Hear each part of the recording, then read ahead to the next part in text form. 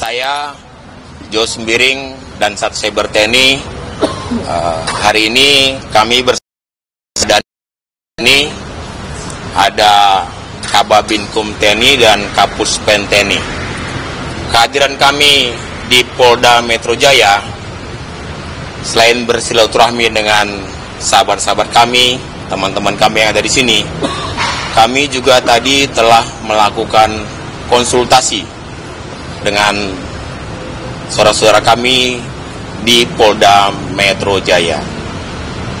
Konsultasi kami ini terkait dengan kami menemukan hasil dari patroli cyber. Terdapat kami temukan beberapa fakta dugaan tindak pidana yang dilakukan oleh saudara Ferry Irwandi.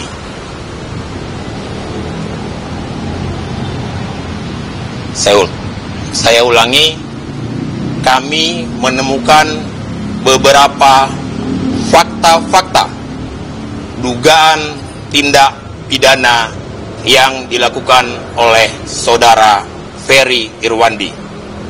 Selanjutnya, sebagai warga negara yang taat dengan hukum, kami tentunya mengedepankan hukum, sehingga atas dugaan tindak pidana tersebut kami akan melakukan langkah-langkah hukum.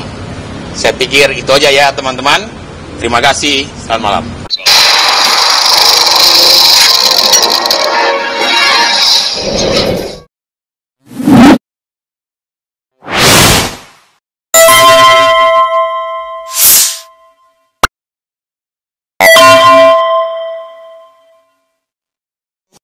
Assalamualaikum warahmatullahi wabarakatuh.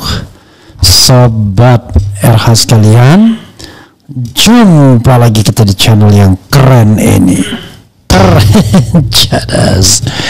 Ya sobat RH sekalian, ini ada hal yang menarik tapi juga membahayakan ya kalau dilanjutkan seperti ini.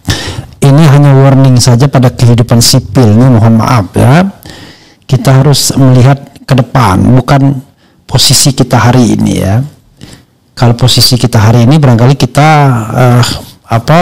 berharap TNI maju ya, menghabisi geng Solo dan lain sebagainya, tetapi kita tidak tahu nanti kehidupan demokrasi kita akan terganggu kalau seandainya TNI masuk di wilayah sipil seperti ini.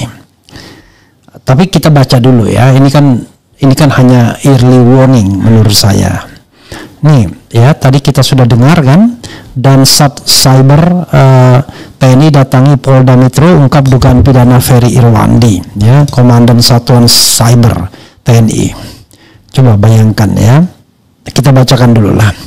Komandan Satuan Cyber dan Sat Cyber Mabes TNI Brigjen Juintah Ombo Sembiring mendatangi Polda Metro Jaya pada Senin.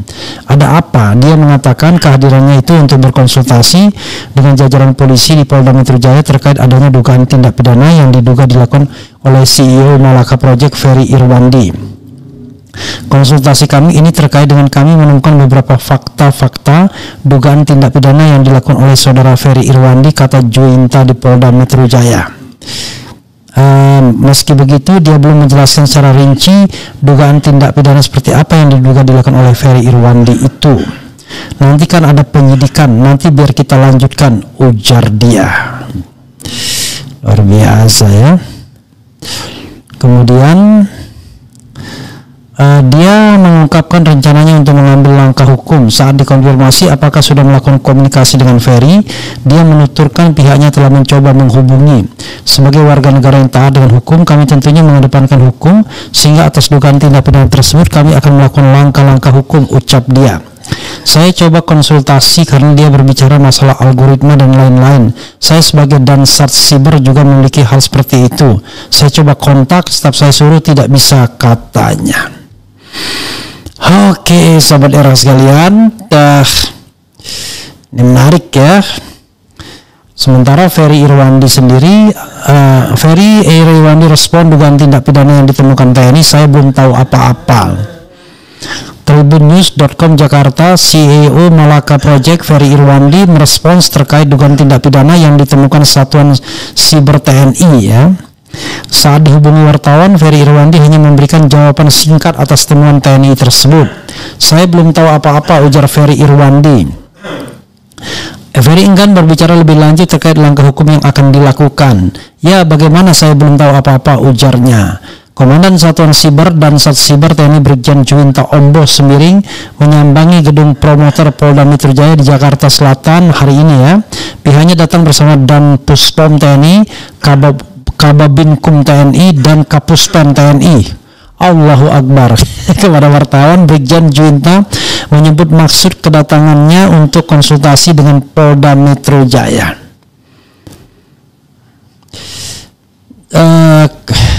Sudah tadi ya. Dan Ferry Irwandi ini sendiri ya orang yang pendidikannya bagus kelihatannya ya. Hati-hati ya yang seperti ini ya. Oke, saya akan lihat ya dari sisi riwayat pendidikan Ferry Irwandi, lulusan Australia yang analisis demo ricu 2025 di program Rakyat Bersuara ya. Riwayat pendidikan Ferry Irwandi merupakan perjalanan yang penting dalam membentuk karirnya sebagai konten kreator dan suara kritis di masyarakat. Ferry Irwandi dikenal bukan hanya karena kontennya yang kuat, tapi juga karena latar belakang pendidikannya yang menguatkan kredibilitasnya. Artikel ini membahas secara lengkap riwayat pendidikan Ferry Irwandi dan bagaimana pendidikan itu berperan dalam penampilannya di program Rakyat Bersuara di iNews pada Selasa 2 September 2025. Ferry Irwandi lahir dan besar di kota Jambi. Ia menempuh pendidikan dasar hingga menengah di daerah asalnya. Selama masa sekolah, ia aktif dalam berbagai kegiatan termasuk seni yang turut mengasah kemampuan komunikasinya. Pendidikan di jenjang ini menjadi fondasi awal yang mendukung proses belajar Ferry hingga ke jenjang lebih tinggi. Pendidikan tinggi di STAN. Pada jenjang perguruan tinggi, Ferry memilih Sekolah Tinggi Akuntansi Negara, sebuah institusi pendidikan tinggi yang fokus pada ilmu keuangan negara. Di STAN, Ferry mempelajari berbagai aspek tentang keuangan dan kebendaharaan negara yang kelak menjadi bekal karirnya sebagai pegawai negeri sipil sebelum fokus kepada konten kreator. Selain pendidikan formal, ia juga aktif di kegiatan seni yang memperkaya kemampuan komunikasi dan ekspresinya. Pendidikan pasca sarjana di Australia. Setelah menyelesaikan pendidikan di STAN, Ferry melanjutkan pendidikan pasca sarjana di Central Queensland University Australia ya, sama dengan anak saya ya. Pendidikan di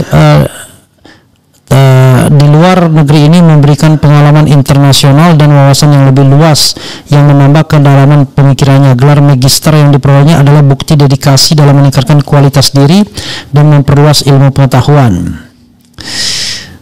Riwayat pendidikan Ferry Irwandi memberikan dasar yang kuat bagi ia untuk mengartikulasikan ide dan analisisnya secara kritis serta terstruktur. Hal ini terlihat jelas saat ia tampil di program Rakyat Bersuara di iNews pada Selasa 2 September 2025. Dalam program tersebut, Ferry membahas secara mendalam tentang penyebab kerusuhan demo serta sikap aparat keamanan dan massa.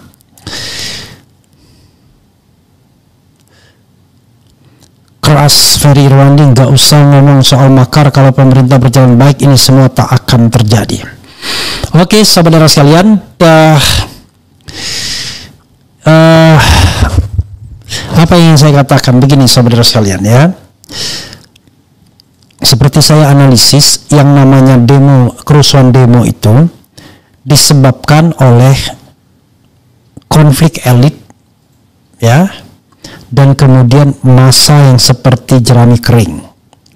Konflik elit itu bisa elit dalam pemerintahan maupun elit di luar pemerintahan yang ada hubungannya dengan pemerintahan. Sementara massa yang kering ini yang mudah dipakai oleh siapa saja yang bermain di wilayah itu. Nah, dalam kasus Ferry Irwandi ini, saya tidak tahu apa kesalahan Ferry Irwandi, ya. Tetapi yang patut kita garis bawahi adalah suara kritis dari Ferry Irwandi yang sampai mengungkap bagaimana kasus ini bermula dari akun-akun yang terasosiasi dengan kekuatan geng Solo yang kemudian dikatakannya sebagai awal mula.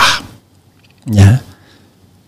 Nah, selanjutnya saya tidak mengikuti Ferry Irwandi, tetapi ketika petinggi-petinggi cyber TNI kemudian didampingi dan Puspom didampingi oleh Kapuspen datang ke Polda Metro untuk berkonsultasi, ini mengkhawatirkan bagaimana mungkin seorang Ferry Irwandi yang usianya juga belum senior-senior amat, kita tidak tahu apakah dia memang memiliki kekuatan yang luar biasa, punya jaringan penyokong, atau hanya sekadar seorang intelektual atau selebriti internet sebagaimana statusnya, yang ngomong apa adanya berdasarkan analisis dan pengetahuan yang dia punya, dan tentu saja didukung oleh kebebasan berbicara berpendapat baik secara lisan dan tulisan. Tiba-tiba kemudian dikena patroli oleh cyber TNI. Bayangkan cyber TNI ini. Jadi itu yang terus terang saya pribadi khawatirkan dengan cyber TNI ketika undang-undang TNI itu membolehkan TNI masuk di wilayah cyber seperti ini. Kalau cyber tersebut terkait dengan pertahanan negara, ya, bagaimana meredam ancaman yang masuk dari yang datang dari luar, it's okay. Tapi kalau masuk wilayah sipil, nah ini yang menurut saya yang kemudian bahaya. Karena saya bisa kena, siapapun bisa kena. Ya, dengan alasan bahwa patroli cyber mengatakan saya melakukan bla bla bla bla bla dan lain sebagainya, entah sebab akibatnya seperti apa, maka di republik ini sudah susah menemukan orang kritis dan berani lagi. Karena polisi bisa mengkriminalkan kita, TNI juga bisa memberikan data pasokan. Itu yang ini. Lalu kemudian di press conference kan lagi atau terbuka begitu.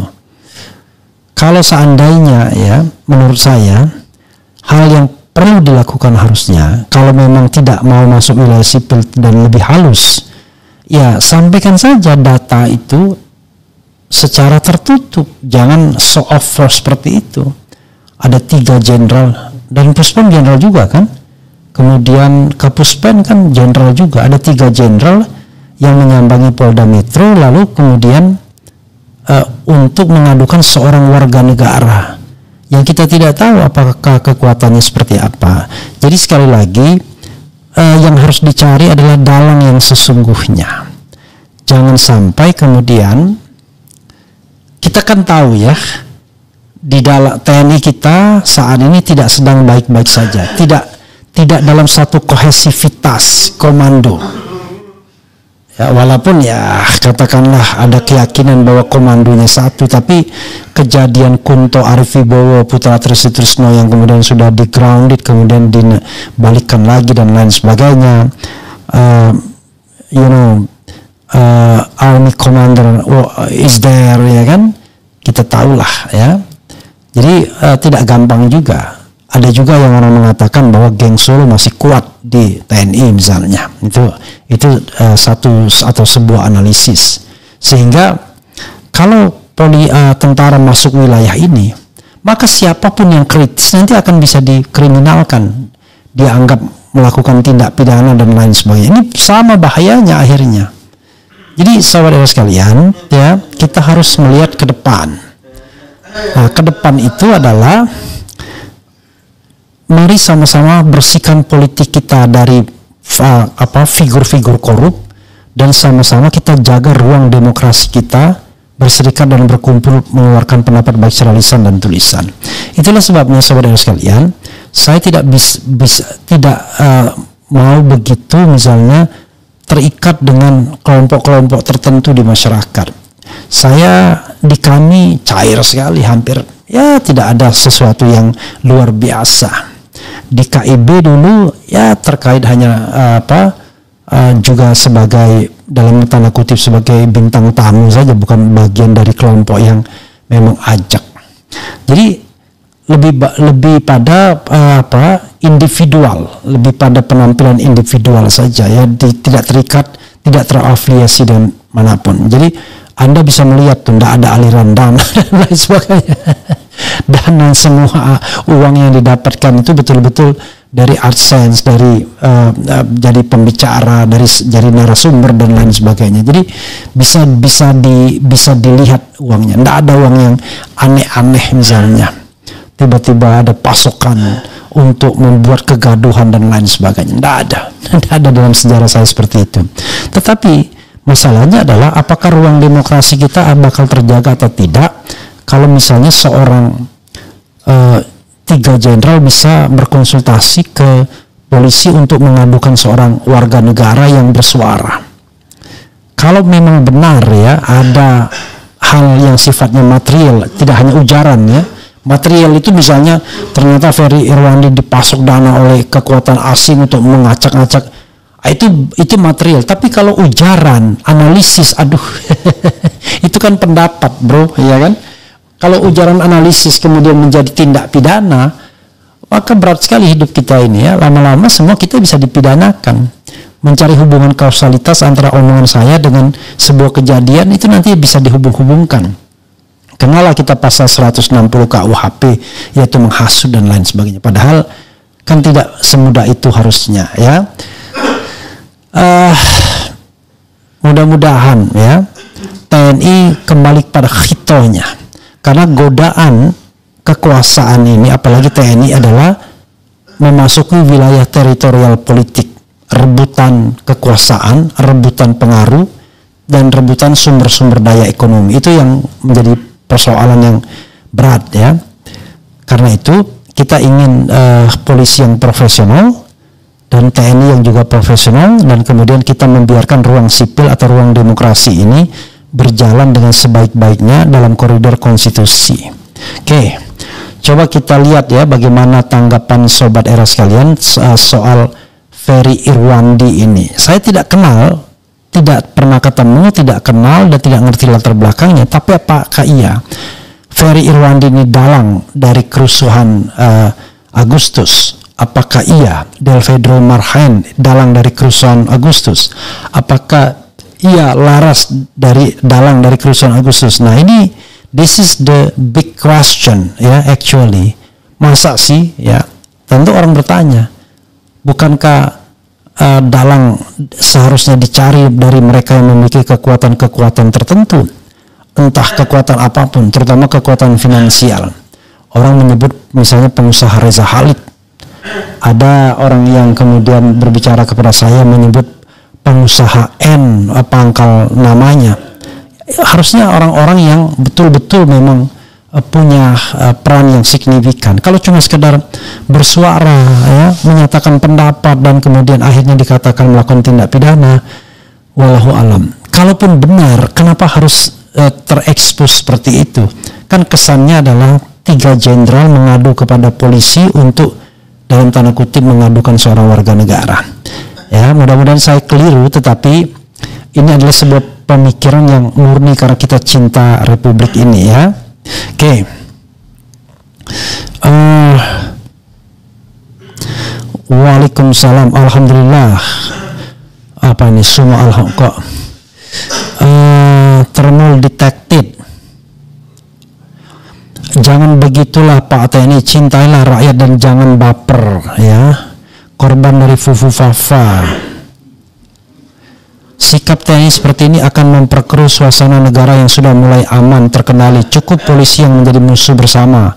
TNI jangan ikut-ikutan argumen, adu dengan argumen, jangan diadu dengan penjara. Judo lebih mengerikan daripada si Ferry. Ngerinya hidup di zaman fitnah ya. Kemudian siber ini kok ngurus wilayah sipil ya. Coklat sama dengan hijau, kacau tambah ruwet ya. Siber TNI tak bisa ungkap biang kerok geng Solo patroli. Jangan tebang pilih dong, rakyat lebih cerdas bro ya. Kemudian pemerintahan Prabowo pengen make militer great again ya. Kemudian Prabowo otoriter, ya, nggak ada yang nggak mengatakan. Save Ferry Irwandi. Ada orang cerdas bisa menganalisis pergerakan buzzer penggiring hingga bisa dianalisis dan menggagalkan tujuan anarkis hingga lahir warga jaga warga, tapi malah dikasuskan aparat. Oke. TNI jangan campuri kerjaan polisi. Rakyat menjaga rakyat. Mau nanya, ini TNI-nya kubu mana? Selama ini katanya ada 2 kubu dan 2 matahari. I don't know exactly. TNI model opo kok gini? Bang, apakah akan menuju ke junta militer? I don't know exactly. Kalau namanya sih junta tadi. Si berkacangan kacau. Logika saya bilang kalau TNI terbagi 2 berarti ada sebagian yang mau menjatuhkan Prabowo. Cyber TNI kan buat perang lah, ini kok gini. Ada yang takut saat kebenaran mulai terbuka. Sebelum ke rakyat, sudahkah internal bersih? Indonesia cemas, Indonesia emas. Ya, saudara sekalian, hati-hati ya penggunaan kekuatan. Ini kan mesin perang ya. Jangan sampai kemudian cyber untuk kebutuhan katakanlah cyber crime, cyber war misalnya, tiba-tiba dipakai untuk wilayah sipil. Dan kepada seorang Ferry Irwandi yang saya ragukan kalau dia aktor besar yang mengorkestrasi kerusuhan dan lain sebagainya. Kan semua kita ini hanya komentator saja. Cuman ada orang yang lebih ahli seperti Ferry Irwandi yang bisa menelusuri ya jaringan-jaringan akun-akun yang bergerak tersebut. Dan apakah itu yang menyebabkan dia kemudian dikatakan melakukan tindak pidana? We don't know exactly. Mudah-mudahan jangan seperti itulah ya Pak TNI ya. Kemudian aduh bahaya banget ya negara kita kalau kemudian TNI sudah masuk pada wilayah sipil seperti ini ya. Terlepas ada beberapa teman yang sangat mengagung-agungkan TNI, tapi saya hanya memberikan warning saja. Kita cinta polisi, kita cinta TNI, kita cinta presiden sepanjang dia bekerja dalam koridor yang benar. Ya, yang benar itu apa? Tidak mengganggu kebebasan warga negara untuk mengekspresikan buah pikiran dan pengetahuannya, sehingga orang-orang pintar dan cerdas itu hidup di bumi Indonesia, bukan malah ketakutan yang muncul para bebek saja, orang yang mau membebek saja kepada kekuasaan yang ada.